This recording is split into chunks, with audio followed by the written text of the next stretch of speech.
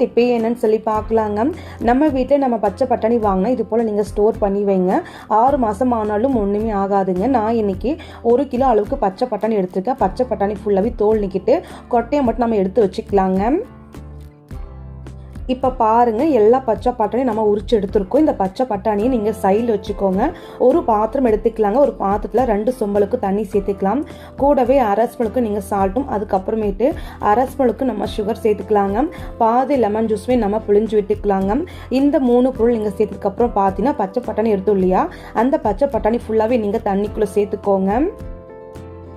தண்ணிக்குள் நம்ம பச்சை பட்டாணி ஃபுல்லாக நீங்கள் சேர்த்துட்டு ஒரு டைம் நம்ம கை வச்சு நல்லா கலக்கி விட்டுக்கலாங்க. கலக்கி விட்ட பின்னாடி ஒரு 10 நிமிஷம் போல் நீங்கள் தண்ணியில் அப்படியே விட்டுடலாங்க.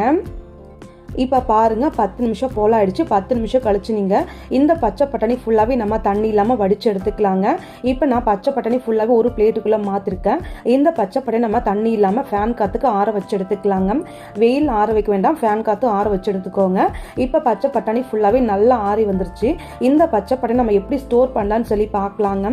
இந்த கொட்டையை நம்ம சைடில் வச்சுக்கலாம். அதுக்கப்புறமேட்டு நம்ம ஒரு பாக்ஸ் எடுத்துக்கலாங்க. பிளாஸ்டிக் பாக்ஸ் தாங்க.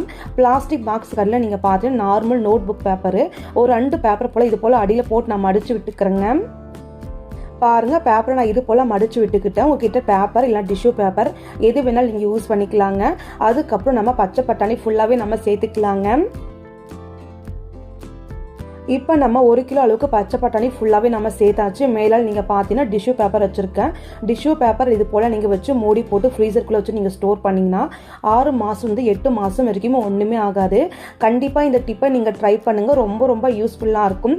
நான் எப்போவுமே இந்த மாதிரி தாங்க நானும் ஸ்டோர் பண்ணுவேன். அதனால் நீங்களுமே ஸ்டோர் பண்ணி வச்சு பாருங்கள். இந்த டிப்பு உங்களுக்கு யூஸ்ஃபுல்லாக இருக்கும்னு நினைக்கிறேன். யூஸ்ஃபுல்லாக இருந்துச்சுன்னு நினச்சிங்கன்னா மறக்காமல் லைக் பண்ண மறக்காதீங்க.